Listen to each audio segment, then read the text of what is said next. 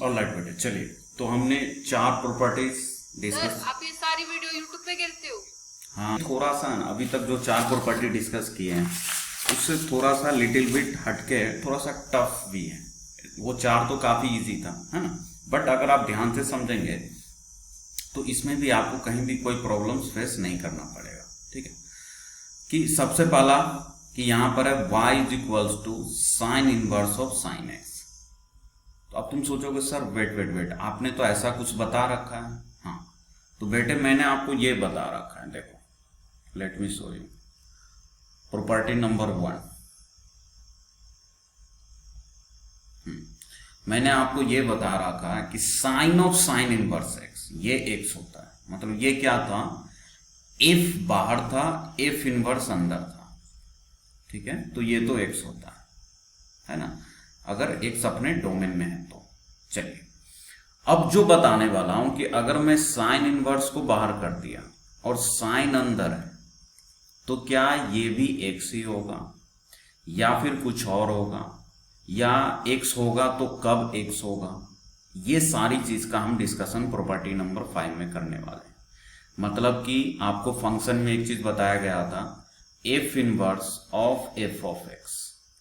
तो वहां पर मैंने तो बोल दिया था ये भी एक्स होगा, और ये भी बोला था F of F inverse x ये भी एक्स होगा। लेकिन वहां पर मैंने साथ में कंडीशन रखा था क्या, कि F inverse F of x x होगा जहां पर एक्स जो इनपुट होगा वो यहां से डालेंगे और आउटपुट इसके अकॉर्डिंग आएगा, है ना, मतलब इनवर्स के अकॉर्डिंग।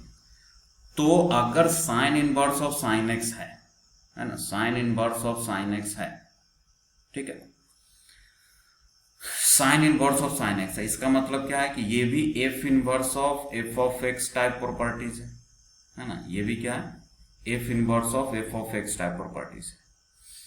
तो क्या ये ऑलवेज एक्स होता है? तो फंक्शन में तो मैंने आपको बोल दिया था कि हाँ ये ऑलवेज एक्स होगा अगर एक्स इसके डोमेन से ले रहे हो तो।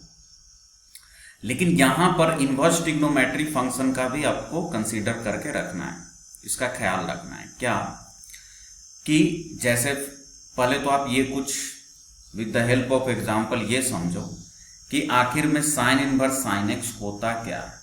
तो जैसे मान लो आपको मैं दिया first y is equals to sine inverse sine x, ये आपके पास, ठीक है। तो क्या ये ऑलवेज एक्स हम लिख सकते हैं? तो ऑलवेज तो नहीं लिख सकते हो। क्यों? क्योंकि x जो है, क्योंकि साइन एक्स है, अंदर में क्या बेटा साइन एक्स है, तो x किसके अकॉर्डिंग डिफाइंड होगा, साइन एक्स के अकॉर्डिंग। साइन एक्स में x का डोमेन क्या होता है, मतलब साइन एक्स का डोमेन क्या होता है, ऑल रियल नंबर। तो यानी कि यहां पर x तो मैं कुछ भी रख सकता हूं, कोई भी रियल नंबर रख सकता हूं। तो चलो यहां पर कोई भी रियल नंबर रख दो। लेकिन साइन इनवर्स, ध्यान से देखना, साइन इनवर्स चाहे कोई भी रियल नंबर रखो, वो जो आउटपुट देगा वो तो सिर्फ -π/2 से π/2 में ही देता है रेंज साइन इनवर्स का। यानी कि यहां पर एंगल चाहे आप कुछ भी ले लो, आंसर आपका कंफर्म इसी बीच में आएगा। अब ऐसा क्यों बोल रहा हूं कि मान लो सपोज दैट आपने ले लिया y is equals to sine inverse sine pi ले लिया, मान लो साइन x के प्लेस पे पाई ले लिया। अब इसको सॉल्व करो तो क्या आएगा, साइन इनवर्स साइन पाई की वैल्यू क्या होती है बेटा, 0 होती है, ठीक है। और साइन इनवर्स 0 क्या होगा, 0। क्यों 0 क्यों लिखेंगे, क्योंकि 0 इस रेंज में आता है, साइन इनवर्स के रेंज में। तो अब देखो तुमने इनपुट क्या रखा था, पाई, आउटपुट क्या आया, 0। इसका मतलब आपने रखा था x, मिला क्या, x नहीं मिला। इसका मतलब क्या हो गया कि हमेशा sign inverse sine x x नहीं हो सकता, ये चीज ध्यान में रखो। साइन इनवर्स साइन एक्स हमेशा x नहीं होगा, वो x तभी होगा जब इसके बीच में रखा गया है कोई भी एंगल है। जैसे सपोज दैट मैंने बोल दिया साइन इनवर्स साइन π/6 बोल दिया मैंने। अब देखो, अब π/6 सिंस इसके रेंज के बीच में आता है तो π/6 ही आंसर आएगा। कैसे देखते हैं, साइन π/6 क्या होता है बेटा, साइन 30 1/2। और साइन इनवर्स 1/2 क्या होगा, साइन इनवर्स 1/2 का क्या मतलब है कि साइन का वो एंगल जहां पर ये 1/2 हो जाए, तो वो क्या होता है, π/6 ही तो होता है।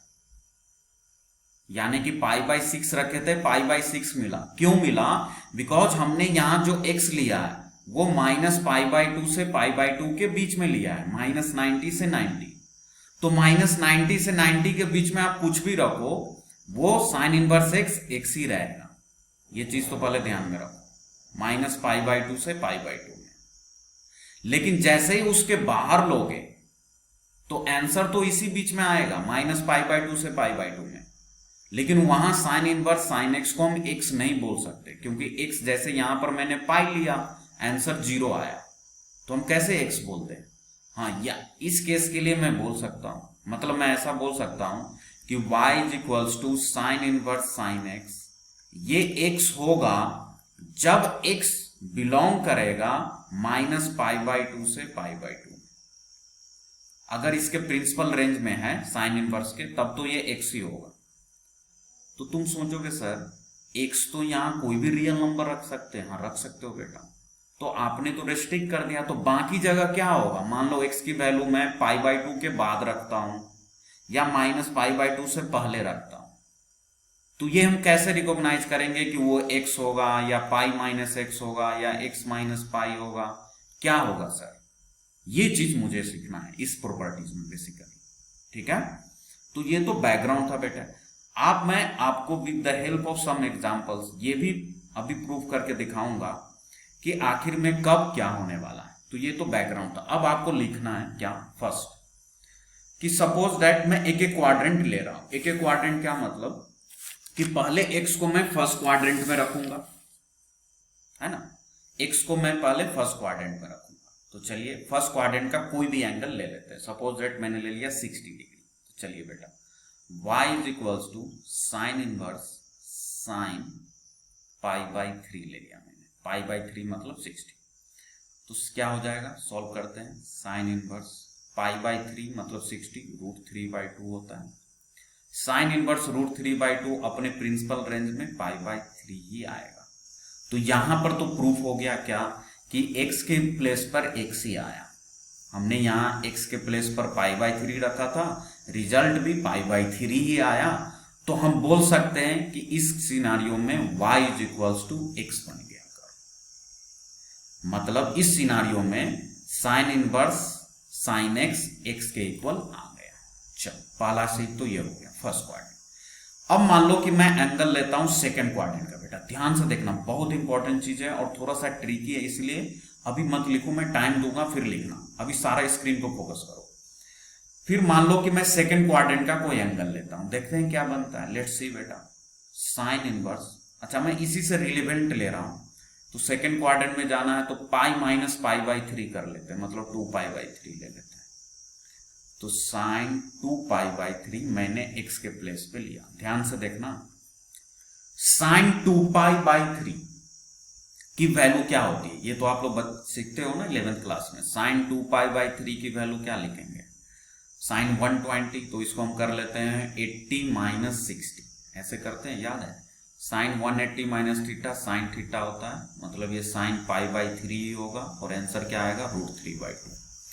यानी कि ये भी हो जाएगा साइन इनवर्स √3/2। ध्यान से देखते रहना। तो जैसे ही साइन इनवर्स √3/2 होगा तो साइन इनवर्स तो अपने प्रिंसिपल रेंज में आंसर देगा, मतलब -π/2 से π/2 में आंसर देगा वो तो उसका आंसर तो π/3 ही आएगा। अब देखो क्या हो गया, प्रॉब्लम हो गया ना। क्या कि हमने तो इनपुट रखा था, इनपुट मतलब बेटा x की वैल्यू हमने क्या रखा था? 2π/3। आंसर क्या आया? π/3। यानी कि यहां पर y = x नहीं बना, तो क्या बना? लेट्स सी, आप देख लो। जैसे ही आप इसको लिखोगे y = π-x करके देखो, आपका यही आंसर आ जाएगा। आपने x क्या रखा था बेटे? 2π/3। इस x के प्लेस पे 2π/3 पुट करो, क्या आएगा? π - 2π/3, तो ये हो जाएगा 3π - 2π/3 मतलब π/3, और यही तो आया आपका आंसर π/। यानी कि जब हम सेकंड क्वाड्रेंट में जाएंगे, है ना, जब हम एंगल्स मतलब ये जो x एंगल है, जब हम सेकंड क्वाड्रेंट की वैल्यू लेंगे एंगल में, तब ये π - x बन जाएगा। एक्स नहीं बनेगा, पाई माइनस एक्स बन जाएगा। पाई माइनस एक्स क्यों बना, रीजन क्या दोगे? क्योंकि साइन इनवर्स हमेशा चाहेगा कि वो प्रिंसिपल रेंज में आंसर करे, -π/2 से π/2 में ही करे, और ये तो कंफर्म चीज है, उसमें उसको करना ही पड़ेगा। उससे बाहर अगर करेगा तो साइन इनवर्स ही नहीं डिफाइंड होगा, 1-1 अंटो होगा ही नहीं बेटे। सब चीज 1-1 अंटो का गेम है। 1-1 अंटो से ही कहानी शुरू हुई थी, डोमेन रिस्ट्रिक्ट किया था, रेंज रिस्ट्रिक्ट का, डोमेन रिस्ट्रिक्ट करने के कारण ही इसका रेंज ऐसा बना था। तो सारी कहानी उसी को फॉलो कर रही है, ठीक है। तो इसीलिए इसको π-3 पढ़ना पड़ेगा।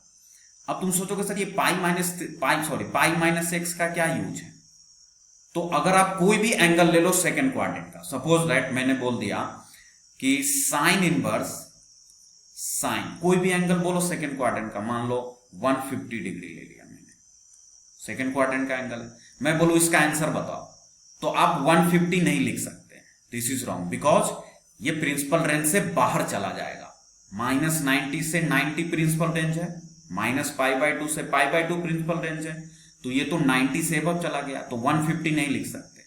तो अब क्या लिखेंगे? तो ये तुम्हारा आंसर करेगा, ये जो π-x है। क्या कि आपने x के प्लेस पे क्या रखा बेटा जी? 150 डिग्री, तो इसका आंसर होगा π-150, मतलब 30 डिग्री। ये आंसर है। अब 30 डिग्री इसके प्रिंसिपल रेंज में होता है, तो ये वैलिड है। देख रहे हो, ऐसे यूज करना है इसका, y = x का, y = π-x का। फिर आगे चलकर मैं आपको इसका ग्राफ बनाऊंगा, और ग्राफ से दुनिया का कोई भी साइन इनवर्स साइन x का क्वेश्चन विदिन सेकंड आप करेंगे, वो भी सिखाऊंगा। अभी तो आप पहले बेसिक कंसेप्ट समझे। यहां तक क्लियर है बेटे? बोलो, सारे बच्चे का क्लियर है? हाँ, तो अब चलो सेकंड क्वाड्रेंट का एंगल ले लिया था मैंने। अब बात करते हैं थर्ड क्वाड्रेंट का, कोई भी एंगल एक लेते हैं, ठीक है, थर्ड क्वाड्रेंट का। लेट्स सी, तो थर्ड क्वाड्रेंट में जाना है तो हम पाई प्लस π/3 कर लेते हैं। पाई प्लस π/3 क्या हो जाएगा? 4π/3। तो साइन इनवर्स साइन 4π/3 ले लिया। 4π/3 मतलब 240 डिग्री। 240 डिग्री थर्ड क्वाड्रेंट में ही तो आता है। तो यहां पर क्या हो जाएगा?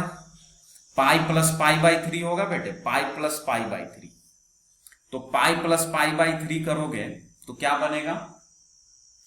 ये बन जाएगा साइन इनवर्स साइन 4π/3 की वैल्यू हो जाएगी -√3/2। आप कैलकुलेट कर लेना, ये 11th क्लास का कंसेप्ट है। पाई प्लस थीटा होता है माइनस साइन थीटा, तो -√3/2 आया। अब देखो साइन इनवर्स -√3/2, इसका आंसर करना सिखा चुका हूं। क्या बोला था? माइनस को भूल जाओ, भूल गया। √3/2 कब होता है? π/3 पे होता है, π/3 पर होता है। अब माइनस है, माइनस मतलब या तो थर्ड क्वाड्रेंट या फोर्थ क्वाड्रेंट लेना पड़ेगा, लेकिन साइन इनवर्स थर्ड क्वाड्रेंट में तो जाता नहीं, मतलब फोर्थ क्वाड्रेंट में जाना पड़ेगा। और फोर्थ क्वाड्रेंट में हम कैसे जाते हैं? माइनस थीटा करके, मतलब -π/3 आया। अच्छा, तो -π/3 आया, इसका मतलब क्या हो गया कि ये किसको फॉलो करेगा? तो ये भी बेटा फॉलो करेगा π-x को ही। अभी दिखाता हूं कैसे। ये भी फॉलो करेगा π-x को। तो लो, सेकेंड और थर्ड क्वाड्रेंट में एक ही चीज करना है आपको, है कि नहीं? ये किसको फॉलो करेगा? π-। चेक कर लो, चेक करते हैं। चलो, आपने क्या रखा था? x 4π/3, तो चलो x की जगह 4π/3 पुट करते हैं, देखते हैं क्या आंसर आता है। ये हो जाएगा 3π -4π/3। 3 में से 4 जाएगा, क्या हो जाएगा? -π/3। लो, यही तो आया था, यानी कि ये इसको फॉलो कर रहा है। और लाइट बेटे, तो यहां पर मैंने थर्ड क्वाड्रेंट का एक एंगल लेकर भी आपको शो कर दिया कि क्या कैसे आंसर लिखना है। अगर थर्ड क्वाड्रेंट का कोई एंगल हम साइन इनवर्स साइन x में ले रहे हैं, तो π-x से उसका आंसर कर देंगे। चलिए बेटा जी, आगे बढ़ते हैं। लेट्स सी, तो अब एक फोर्थ क्वाड्रेंट का एंगल ले लेता हूं, सिंपल।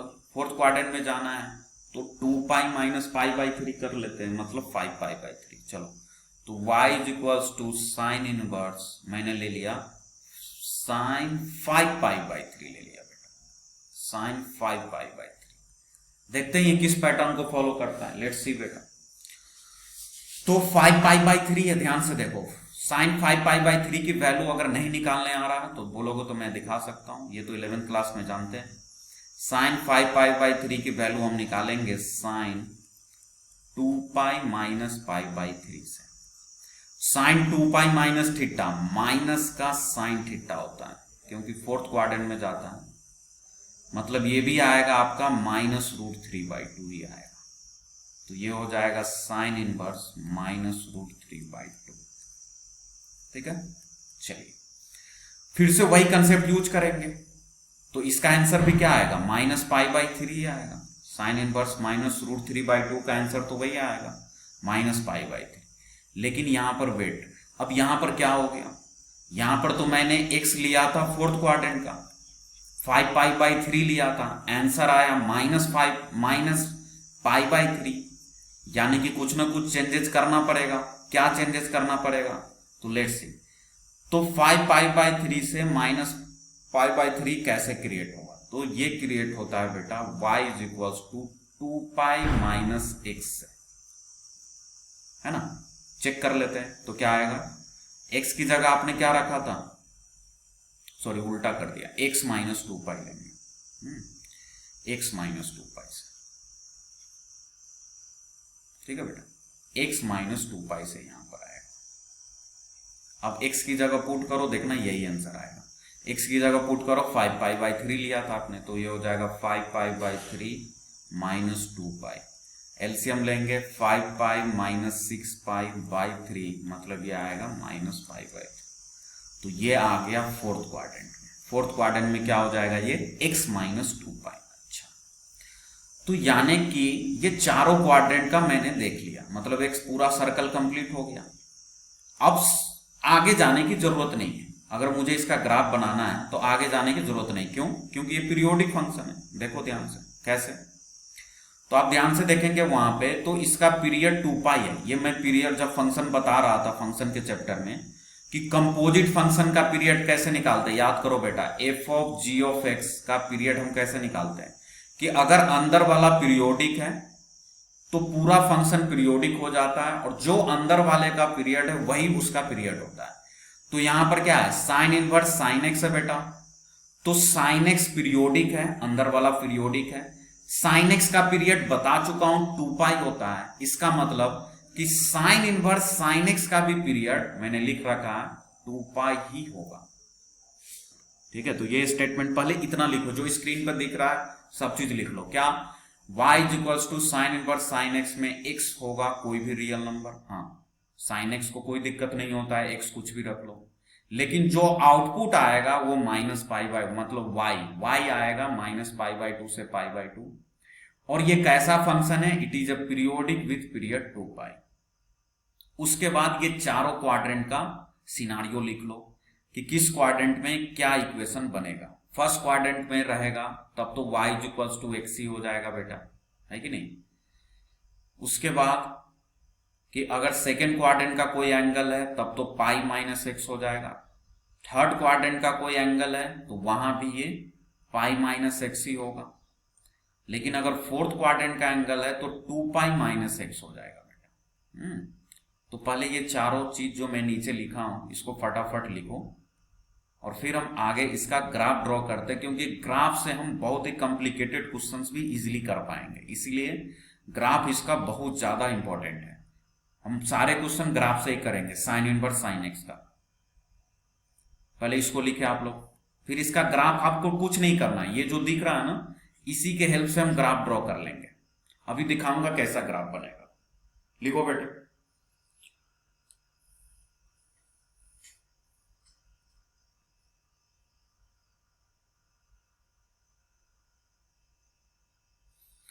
अच्छा, साइन इनवर्स साइन x कैसा फंक्शन होगा, ऑड फंक्शन होगा, है ना, क्योंकि साइन x ऑड है तो साइन -θ माइनस साइन थीटा हो जाएगा, फिर sine inverse -θ minus sine inverse theta हो जाता है। तो ऑड फंक्शन है, दो चीजें ध्यान में रखना है, ऑड फंक्शन है, दूसरा चीज क्या ध्यान में रखना है, पीरियोडिक है जिसका पीरियड 2π है। पीरियड 2π का मतलब समझा चुका हूं कि 2π इंटरवल के बाद वही ग्राफ रिपीट होगा, पहला चीज। दूसरा, ऑड फंक्शन है तो ओरिजिन के रिस्पेक्ट में सिमेट्रिक होगा। ये दोनों चीज का हम यूज,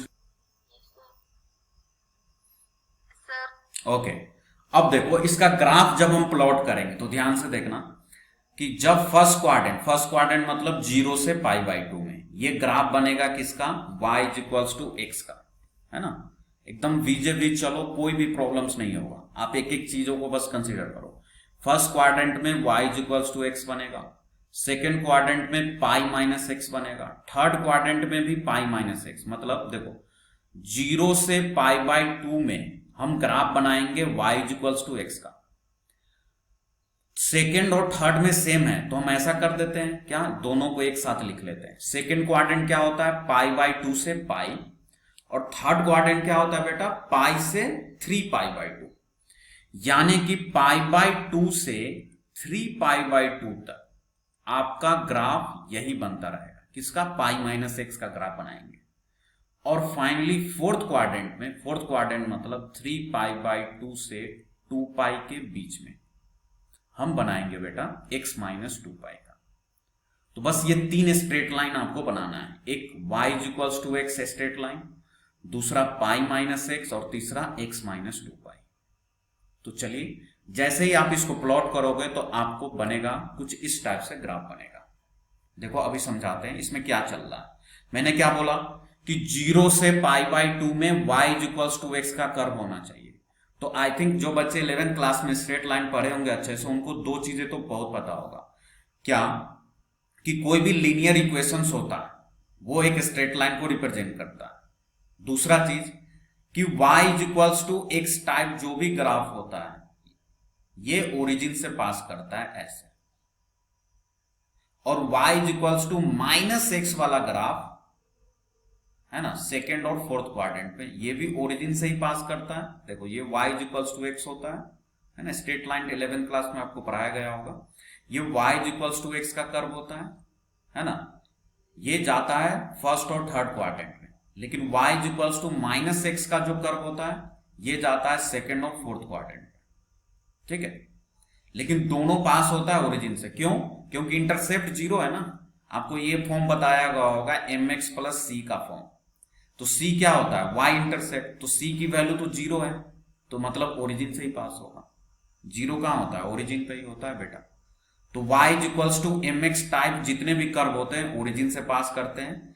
अगर m की वैल्यू पॉजिटिव है तब तो वो जाएगा फर्स्ट क्वाड्रेंट और थर्ड क्वाड्रेंट में, और अगर m की वैल्यू नेगेटिव हो जाती है मतलब माइनस, तो जाता है ये सेकेंड एंड फोर्थ। चलिए ये तो हो गया बैकअप जो आपको प्रीवियस क्लासेस में पढ़ाया गया। नाउ अब इसका यूज कैसे करेंगे, यहां देखो, यहां पर देखो मैंने क्या बोला, 0 से π/2 में, यहां 0 से π/2 में आपका कर्व बनेगा y इक्वल्स टू x का। चलिए बेटा जी, तो 0 यहां होता है और π/2 यहां है। तो आप देख सकते हो ये जो ग्राफ है ये किसी का नहीं, y इक्वल्स टू x का ही तो ओरिजिन से पास कर रहा है। अभी आप 0 से पहले भूल जाओ, अभी हम 0 से आगे आगे की बात कर लेते हैं। फिर ऑड फंक्शन है तो ओरिजिन में सिमेट्रिक कर देंगे। चलिए तो y इक्वल्स टू x हो गया। अच्छा ये पॉइंट कहां तक जाएगा, तो π/2 तक ही जाएगा, क्योंकि साइन इनवर्स है ना, तो -π/2 से π/2 के बीच में ही रहेगा, ये बात ध्यान देना। चलिए तो y इक्वल्स टू x बना दिया, कहां, 0 से π/2 में, ध्यान से देखते रहो। फिर π/2 से 3π/2 तक, देखो अभी दिखाता हूं, π/2 से 3π/2 तक किसका कर्व बनाना है बेटा, π-x। अब π-x भी कैसा है, एक लीनियर फंक्शन ही है, तो स्ट्रेट लाइन ही बनेगा। लेकिन क्या है बेटा, ये π-x है। चलो इधर दिखाता हूं, π-x को मैं ऐसे भी लिख सकता हूं, -x प्लस π, एक ही चीज है।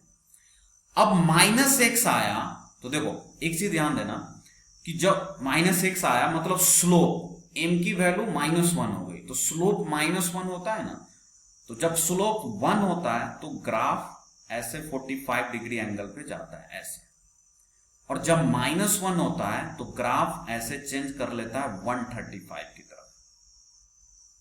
समझ रहे हो, तो -x वाला ऐसे दिखेगा और +x वाला आपको ऐसे झुका हुआ दिखेगा, है ना।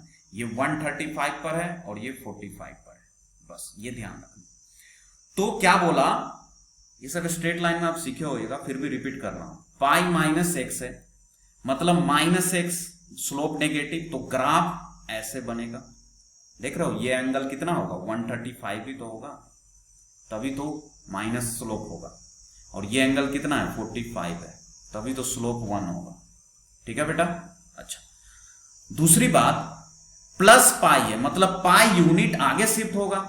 या फिर ऐसा भी देख लो कि जब आप y को 0 कर दोगे तो x की वैल्यू क्या आ जाएगी, है कि नहीं बेटा, x की वैल्यू पाई आ जाएगी। तो इसका मतलब x एक्सिस पर ये पाई से पास करेगा। ठीक है, तो पाई बाय 2 से लेकर 3 पाई बाय 2 के बीच में ये जो कर्व मैंने बनाया है, ये किसका कर्व है बेटा, ये है आपका पाई माइनस एक्स का कर्व, है ना। मैं लिख लेता हूं इसको, ये है आपका ये जो कर्व है y is equals to pi minus x का कर्व। कहां तक, तो पाई बाय 2 से लेकर 3 पाई बाय 2 तक, है ना। ऐसे इसी फॉर्म में आपको बनाना है। ठीक है, तो चलो first quadrant y is equals to x बना लिया। सेकेंड एंड थर्ड क्वाड्रेंट मतलब पाई बाय 2 से 3 पाई बाय 2 तक क्या था, y is equals to pi minus x, ये भी बना लिया। अब फोर्थ क्वाड्रेंट में क्या है, देखो बेटे फोर्थ क्वाड्रेंट में इसने बोला x माइनस 2 पाई, स्लोप 1 है, मतलब ग्राफ 45 पर जाएगा पहला चीज, लेकिन माइनस 2 पाई है, तो माइनस 2 पाई ये चीज ध्यान दो, है ना, माइनस 2 पाई है, तो यहां से क्या आ जाएगा,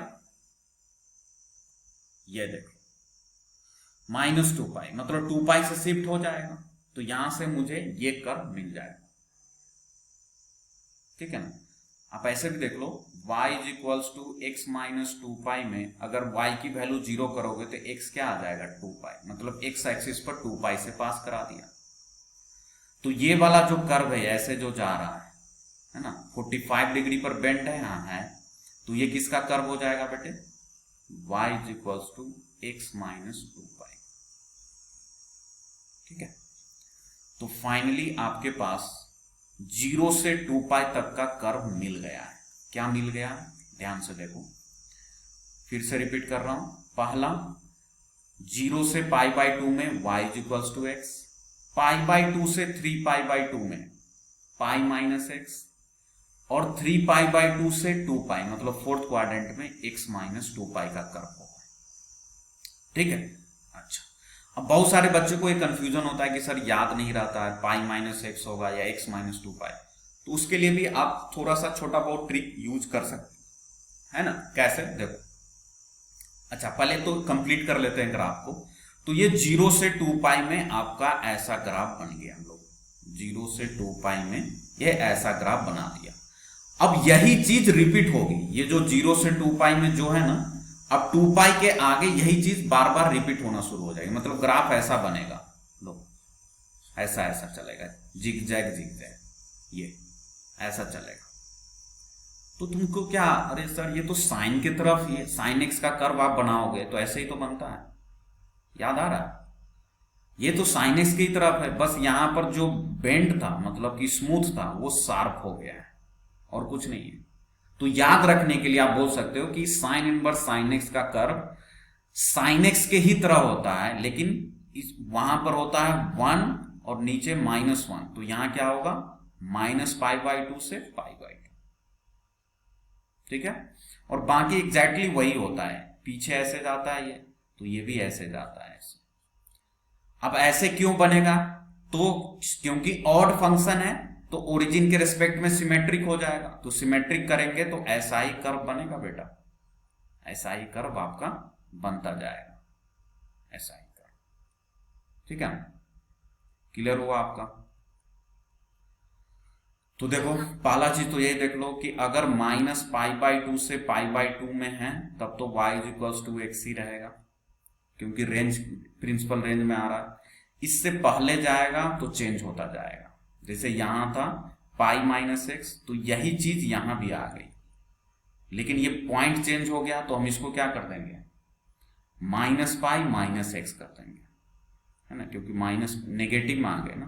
तो ये वाला कर्व का इक्वेशन क्या होगा, ये बिल्कुल पाई माइनस एक्स की तरह तो है, तो माइनस एक्स तो होगा ही, लेकिन माइनस पाई से पास कर रहा है, तो यहां माइनस पाई आ जाए। ठीक है, तो ऐसे करके आप सारे साइन इनवर्स साइन एक्स का कर्व आप ड्रॉ कर सकते हो। आपको इस कर्व को इमेज बनाना है दिमाग में। कैसे बनाएंगे? तो सिंपल सा याद रखेंगे कि साइन इनवर्स साइन एक्स की ही तरह होता है, बस उसमें शार्प पॉइंट ऐसे ऐसे चलता है। पहला चीज ये याद रख लेना। दूसरा चीज आपको ध्यान में रखना है कि फर्स्ट क्वाड्रेंट 0 से π/2 होता है, या फिर ऐसे भी याद रख सकते हो कि प्रिंसिपल रेंज में तो x होता है कर्व, मतलब -π/2 से π/2 में, तब तो y = x लिख देंगे। उसके बाद मतलब π/2 के बाद आपको दिक्कत होगी, तो आपको यह ध्यान रखना है कि π/2 से 3π/2 यहां तक जाएगा, बीच में पाई तो आता ही है। कर्व ऐसे है मतलब स्लोप नेगेटिव होगा, और पाई से पास कर रहा है तो प्लस पाई कर दो, तो -x + पाई हो जाएगा, या इसी को पाई -x भी लिख सकते हैं, एक ही चीज है। फिर तीसरा कैसे याद रखोगे कि ये 2π से पास कर रहा है, स्लोप 1 है, तो कैसे याद रखोगे? स्लोप 1 है तो x होगा, 2π से पास कर रहा है तो मतलब -2π, बस। क्लियर हुआ? तो ऐसे करके आपको ये साइन इनवर्स साइन एक्स का कर्व ध्यान में रखना है ना। तो फाइनली आपको कर्व क्या ध्यान में रखना है, मैं ये बाकी चीजें हटा देता हूं। ये आपको बेटे ध्यान में रखना है ना, किसी भी तरह से। ये y = x है, ये y = नेगेटिव स्लोप है, तो -x + पाई कर लो या पाई -x कर लो यहां तक, और ये है x - 2π। ठीक है, कुछ नहीं, स्ट्रेट लाइन ड्रॉ करना है और कुछ नहीं है। क्लियर हुआ ये कर्व सभी को? अब तुम पूछोगे कि इसका यूज कैसे, अभी आएगा एग्जांपल्स में, है ना। पहले इसका कंसेप्ट समझ में आया बेटे? बोलो। Yes sir. हाँ, अब देखो इसका यूज कैसे करना है, कि किस टाइप के प्रॉब्लम्स में हम यूज करेंगे बेटे, है ना। तो एक तो मैं बता ही चुका हूं, अभी जो ये सारे एग्जांपल्स लिए हैं आप, तो हर बार आपको ये पहले वैल्यू निकालो, फिर जाकर उसका एंगल निकालो। क्या हम डायरेक्ट यहां पहुंच सकते हैं? तो डायरेक्ट भी पहुंच सकते हैं इस पॉइंट पे। तो देखो कैसे। सपोज दैट आपसे पूछा गया, है ना, चलो एक एग्जांपल लेता हूं। देखिए, ये आपसे पूछा गया साइन इनवर्स साइन 5 की वैल्यू लिखेंगे सारे बच्चे। Find the value of sine inverse sign 5, इसकी वैल्यू आपको बतानी है क्या होगी। चलो ऑप्शन दे देता हूं। इसकी वैल्यू π-5 होगा, या 5 - π होगा, या 2π - 5 होगा, या फिर 5 - 2π होगा। ऐसे ये चार ऑप्शन है आपके पास, इसी चार में से कोई इसका एक आंसर है, आपको सोचना है और बताना है। तो देखो, अब जब तक ग्राफ नहीं आपको पता है ना, नॉलेज, तो फिर ये क्वेश्चन करने में बहुत दिक्कत होगी। क्यों? क्योंकि यहां 5 ले लिया है रेडियन में। अब 5 तो नोन एंगल है नहीं, जैसे अभी तो क्या चल रहा था, अभी तो आप क्यों बिना ग्राफ का ये सब आंसर क्यों कर पाए? क्योंकि आपको 2π/3 की वैल्यू, 4π/3 की वैल्यू, 5π/3 की वैल्यू आप निकाल सकते हैं with the help of trigonometry. लेकिन साइन 5 की वैल्यू तो हम नहीं निकाल पाएंगे। तो जब नहीं निकाल पाएंगे तो इसका फिर हम आंसर कैसे करेंगे? तो इस टाइप के प्रॉब्लम में, थोड़ा सा एडवांस प्रॉब्लम है आपके एनसीईआरटी में, शायद इससे इस टाइप के प्रॉब्लम है आपके एनसीईआरटी में। ये जो अभी कराया ना 4 एग्जांपल ऐसे है, लेकिन हो सकता है कि आपको ऐसा क्वेश्चंस भी देखने को मिले, मान लो कोई कॉम्पिटिटिव एग्जाम में, तो कैसे सॉल्व करेंगे? तो जब तक ग्राफ नहीं पता है ना, आप इस क्वेश्चन को कर ही नहीं पाओगे। अगर कर भी लोगे तो अभी क्लास चल रही है तो कर लोगे, क्योंकि अभी याद होता है। लेकिन ग्राफ से अगर हम करेंगे तो ग्राफ कंसेप्ट बनाता है, वो काफी दिनों तक आप उसको कंसेप्ट को मेंटेन रख सकते हैं माइंड में। देखिए कैसे है। सबसे पहले देखा साइन इनवर्स साइन है, तो चुपचाप कुछ नहीं किया, सीधा कर्व बना लिया। कर्व बनाना कोई बड़ा टास्क नहीं है बेटा, हम सिंपली याद रखेंगे कि इसका कर्व होता है साइन एक्स की तरह। अब साइन एक्स क्या होता है तो ये सबको पता होता है, ऐसे चलता है। तो इसमें शार्प पॉइंट लेंगे, शार्प मतलब यहां स्मूथ नहीं करेंगे, ऐसे ना ट्रायंगल टाइप बनाएंगे। ठीक है, ये होता है साइन इनवर्स साइन एक्स का कर्व। चलिए, बाकी चीजें थोड़ा बहुत पॉइंट्स के बारे में पता होना चाहिए, तो वो तो सबको पता ही होता है। ये 0 है, ये आपका π/2 है, ये पाई होता है, वही पॉइंट साइन एक्स की तरह ही जा रहा है, ये 3π/2 है, और ये 2 पाई है ना, ऐसे चलता जाता है। अब ध्यान से देखो, साइन 5 है। अब 5 तो पाई के फॉर्म में नहीं लिखा है, तो पहले आपको पाई के फॉर्म में अप्रोक्स वैल्यू इसका देखना पड़ेगा, तभी तो आप बता पाओगे ये एक्स आखिर में किस लाइन पे लाई कर रहा है। जिस लाइन पे लाई करेगा उसी के अकॉर्डिंग हम आंसर लिख लेंगे। मतलब क्या, देखो कि जैसे मैंने बोला कि देखो साइन इनवर्स साइन 1 की वैल्यू बताओ, तो साइन इनवर्स साइन 1 की वैल्यू 1 ही होगी। अब क्यों? तो क्योंकि 1 जो होता है बेटा वो पाई बाई 2 से थोड़ा सा छोटा होता है। क्यों? पाई की अप्रोक्स वैल्यू कौन बताएगा? 3.14 होती है। तो पाई बाई 2 की अप्रोक्स वैल्यू क्या आ जाएगी बेटा? 3 का क्या हो जाएगा? 1.5, मतलब 1.56 के करीब या 1.6 मान लो, इसके करीब जाएगी। ठीक है, मतलब पाई बाई 2 1.5 से थोड़ा बहुत ज्यादा होगा। आपने क्या बोला? 1, तो 1 मतलब पाई बाई 2 से छोटा होगा, लेकिन 0 से तो बड़ा है। तो 0 से पाई बाई 2 का बीच का जो लाइन है, यहीं पर कहीं ना कहीं 1 यहां लाई करेगा। ये 1 है बेटा, है कि नहीं? या फिर ऐसे देख लो, ये 1 है आपका, 1 यहीं पर आएगा। तो 1 इस लाइन पे लाई किया, और इस लाइन का इक्वेशन क्या होता है? अभी बताया, y इक्वल्स टू एक्स होता है। देखो ना, इस लाइन का equation y equals to x होता है। तो x की वैल्यू आपने क्या रखा बेटा? 1 रखा, तो इसीलिए आंसर 1 आ गया, क्योंकि ये y इक्वल्स टू एक्स वाले लाइन पे लाई कर रहा है, इसीलिए इसका आंसर 1 आ गया। तो इसका मतलब सर, अगर मुझे ये पता चल जाए कि 5 किस लाइन पे लाई कर रहा है, हम सीधा x के प्लेस पे 5 पुट कर देंगे, अपना आंसर आ जाएगा। अच्छा, तो 5 हम देख लेते हैं पाई के रिस्पेक्ट में कहां जा सकता है। तो ऐसे देख सकते हैं बेटा, देखिए पाई की वैल्यू तो 3.14 होती है, मतलब पाई से आगे होगी, पहला चीज है कि नहीं। 2 पाई का मतलब क्या हो जाएगा?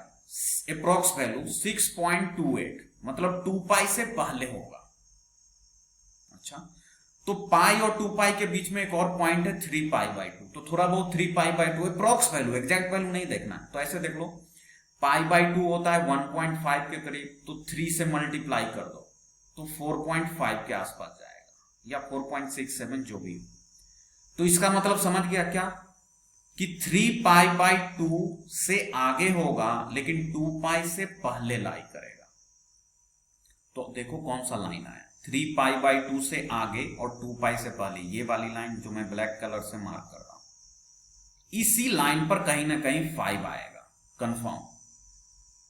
और इस लाइन का इक्वेशन क्या होता है? अभी बताया था आपको, अगर नहीं याद है तो 2 पाई आपको याद दिला देगा। अच्छा, ऐसा लाइन जो भी होगा स्लोप 1 होता है, मतलब x तो आएगा ही प्लस के साथ। 2 पाई से पास कर रहा है तो -2 पाई कर देंगे, बस ऐसे याद रखेंगे बेटे।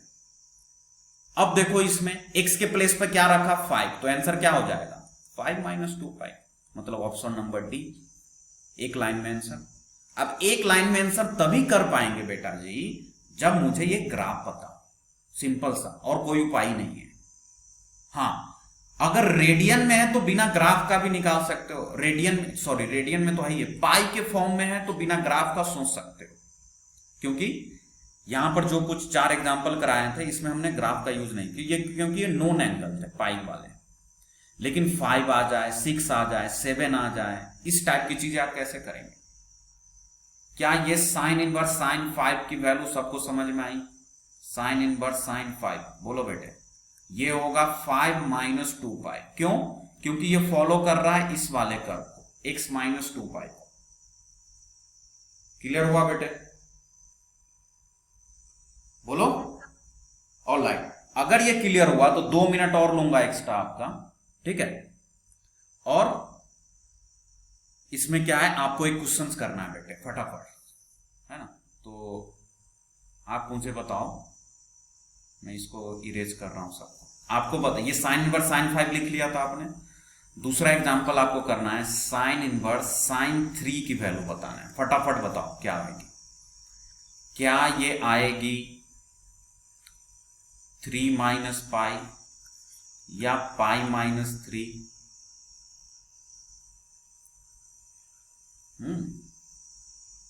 या फिर 3 ही आएगी या फिर नन ऑफ दीज आएगी।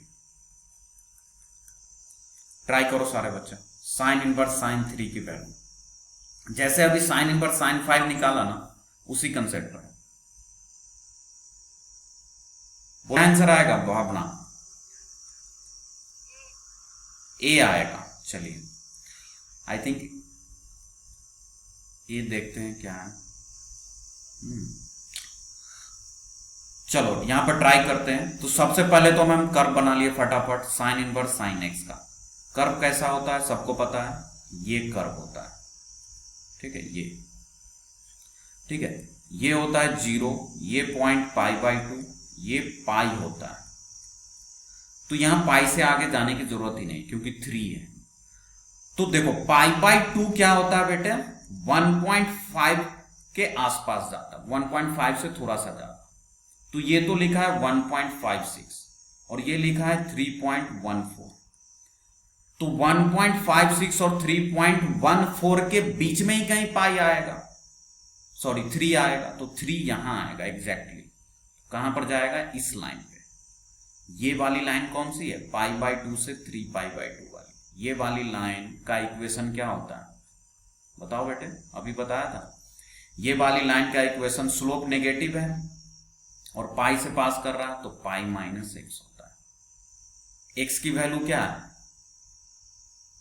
बोलो, x की वैल्यू 3 है। तो आंसर क्या आएगा, y = π-3। अरे समझ में आया या नहीं बोलो। 3 नहीं होगा ना बेटे, 3 कब होता, जब 1.π/2 से पहले इस लाइन पे लाई करता तब ना। π/2 से पहले का मतलब 1.56 से पहले। अब 3 1.56 से तो बड़ा होता है ना, तो और 3.14 से छोटा है।